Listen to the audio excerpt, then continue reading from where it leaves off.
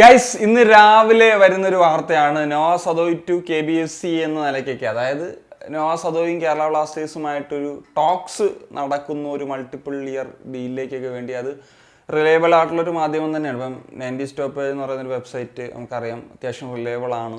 അപ്പം അവരാണ് ഈ ഒരു കാര്യം റിപ്പോർട്ട് ചെയ്യുന്നത്. അപ്പം ഞാൻ ഇതിൻ്റെ ഒരു സാധ്യതകളെ പറ്റിയൊന്നുമല്ല സംസാരിക്കാനായിട്ട് ഉദ്ദേശിക്കുന്നത് പ്രധാനമായിട്ടും.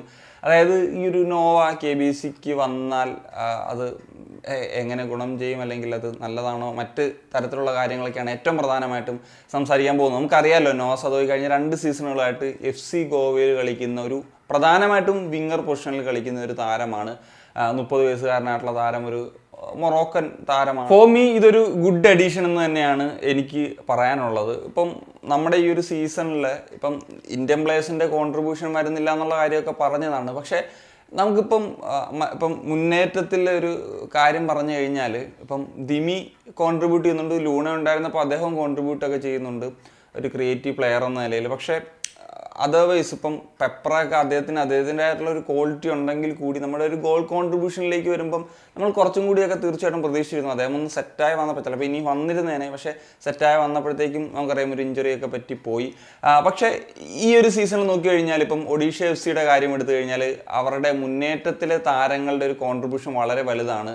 ഇപ്പം ഡീഗോ മൗറിഷ്യ ആണെങ്കിലും റോയ് കൃഷ്ണ ആണെങ്കിലും ഒക്കെ. അതുപോലെ മോഹൻ ബഗാൻ്റെ കാര്യം എടുത്തു കഴിഞ്ഞാൽ പെട്ടറ്റോസ്, കമ്മിൻസ്. ഇപ്പം ടോപ്പ് 5 സ്കോറേഴ്സിൻ്റെ കാര്യം എടുത്തു കഴിഞ്ഞാൽ ഈ 4 താരങ്ങൾ അവിടെ ഉണ്ട് എന്നുള്ളതാണ്. അത് ഉറപ്പായിട്ടും അവരുടെ ഒരു പെർഫോമൻസിന് ഗുണകരമായിട്ട് വന്നിട്ടുണ്ട് എന്നുള്ളതൊരു ഫാക്ടർ തന്നെയാണ്. ഇപ്പം കേരള ബ്ലാസ്റ്റേഴ്സിൻ്റെ കാര്യം എടുത്തു കഴിഞ്ഞാൽ, ഇപ്പം ഇവാൻ്റെ ഫസ്റ്റ് സീസൺ അതിൽ ലൂണ, ദിമി, അൽവാറോ ഇങ്ങനൊരു കോമ്പിനേഷൻ അവിടെ വന്നത് ഉറപ്പായിട്ടും നമ്മുടെ ടീമിന് ഗുണം ചെയ്തിട്ടുണ്ട് എന്നുള്ളൊരു കാര്യം നമുക്കറിയാവുന്നതാണ്. അതേപോലത്തെ ഒരു കോംബോ ഇപ്പം ലൂണ, ദിമി, അതുപോലെ നോവ ഇങ്ങനെയുള്ളൊരു രീതിയിലേക്കൊക്കെ അടുത്ത സീസണിൽ വന്നു കഴിഞ്ഞാൽ തീർച്ചയായിട്ടും ടീമിനത് ഗുണകരമായിട്ട് മാറും എന്നുള്ളതാണ്. അപ്പം ദിമിയുടെ കാര്യത്തിൽ ചില കൺഫ്യൂഷൻസ് ഒക്കെ ഉണ്ട്. അടുത്ത സീസണിൽ അദ്ദേഹം ഗ്രീസിൽ ഉണ്ടാകുക എന്നൊക്കെയുള്ള ചില വാർത്തകളുണ്ട്. കാരണം അദ്ദേഹത്തിന് എന്തൊക്കെയോ പേഴ്സണലായിട്ടുള്ള റീസൺസ് നമുക്കറിയാം എന്തൊക്കെയാണ് എന്നുള്ളത്. അപ്പം അത് എന്താകും സംഭവിക്കുക എന്നൊക്കെയുള്ളത് അറിയത്തില്ല. പക്ഷേ ഇങ്ങനെ ഒരു ട്രയോ ഒക്കെ മുന്നേറ്റത്തിൽ വന്നു കഴിഞ്ഞാൽ അത് ഉറപ്പായിട്ടും ടീമിന് ഗുണകരമാകുന്ന ഒരു ഫാക്ടർ തന്നെയായിരിക്കും.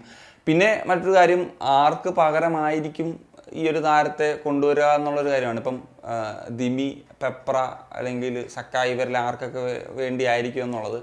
ഫോമി ഞാൻ നോക്കുവാണെങ്കിൽ പെപ്രയ്ക്കൊരു പകരക്കാരൻ എന്ന നിലയിൽ വരിക എന്നുള്ളതാണ് ഞാൻ ആഗ്രഹിക്കുന്നത്. കാരണം ദിമി ഒരിക്കലും പോകണമെന്ന് ആഗ്രഹിക്കുന്നില്ല. കാരണം നമുക്ക് കിട്ടിയ ദി ബെസ്റ്റ്, അല്ലെങ്കിൽ ഇത് one of the best striker തന്നെയാണ്. ISL കണ്ടതിൽ തന്നെ one of the best striker തന്നെയാണ് ദിമി എന്നുള്ളത് നമുക്ക് നിസ്സംശയം പറയാൻ സാധിക്കും. പിന്നെ സക്കായുടെ കാര്യമാണെങ്കിൽ നമുക്കറിയാം ലൂണയ്ക്ക് പറ്റിയൊരു നല്ല റീപ്ലേസ്മെൻറ്റ് തന്നെയാണെന്ന് നിൽക്കുന്നു. ഇപ്പം അദ്ദേഹത്തിൻ്റെ ലൂണയുടെ റോൾ ഏറ്റെടുത്ത് കളിക്കുന്ന ഒരു പ്ലെയർ തന്നെയാണ് സക്കായി എന്നുള്ളത് അറിയാം. പെപ്രയുടെ കാര്യം എടുത്തു കഴിഞ്ഞാൽ അദ്ദേഹത്തിൻ്റെതായിട്ടുള്ള കോൺട്രിബ്യൂഷൻസ് ഉണ്ട് ഫിസിക്കൽ ഗെയിമിലാണെങ്കിലും ഇതിലൊക്കെ. പക്ഷേ എപ്പോഴും നമുക്ക് ഒരു അറ്റാക്കിംഗ് സൈഡിലേക്ക് അല്ലെങ്കിൽ മുന്നേറ്റത്തിലേക്കൊക്കെ വരുന്നൊരു സമയത്ത് ഗോൾസ് ഒക്കെ വരിക, അല്ലെങ്കിൽ അസിസ്റ്റ് കോൺട്രിബ്യൂഷൻസ് എന്നുള്ളത് ഒരു ഇമ്പോർട്ടൻ്റ് ആയിട്ടുള്ള ഒരു ഫാക്ടർ തന്നെയാണ്. ഇനി നോവ സദോയുടെ ഒരു കാര്യം എടുത്താൽ, ലാസ്റ്റ് സീസണിൽ അദ്ദേഹം ഒരു അടിപൊളി ഒരു സീസൺ തന്നെയായിരുന്നു. ഇപ്പം ഗോവയെ സംബന്ധിച്ചിടത്ത് അത്ര ഒരു മികച്ച സീസൺ അല്ലായിരുന്നെങ്കിലും നോവയെ സംബന്ധിച്ചിടത്തോളം 9 ഗോൾ, 9 അസിസ്റ്റും 18 ഗോൾ കോൺട്രിബ്യൂഷൻസ് ISL അദ്ദേഹത്തിന് കൊടുക്കാൻ സാധിച്ചു. ഈ സീസണിൽ എന്നാൽ അതൊന്ന് താഴെയാണ്, 5 ഗോളും 2 അസിസ്റ്റും എന്ന നിലയിൽ നിൽക്കുകയാണെങ്കിലും അദ്ദേഹം നന്നായിട്ട് തന്നെ പെർഫോം ചെയ്യുന്നുണ്ട്. പിന്നെ കോച്ചസ് എങ്ങനെ ഉപയോഗിക്കുന്നു എന്നുള്ളതും ഒരു ഫാക്ടറായിട്ട് തന്നെ പറയേണ്ടതാണ് എന്നുള്ളതാണ്. ഇപ്പം മനോഹരയുടെ അടുത്തെടുത്തു കഴിഞ്ഞാൽ അദ്ദേഹത്തിന് എപ്പോഴും ഒരു അറ്റാക്കിംഗ് മിഡ്ഫീൽഡറും ഒരു പ്യുവർ സ്ട്രൈക്കറും ആവശ്യമാണ് വിദേശികൾ എന്ന നിലയിലേക്ക് വരുമ്പം.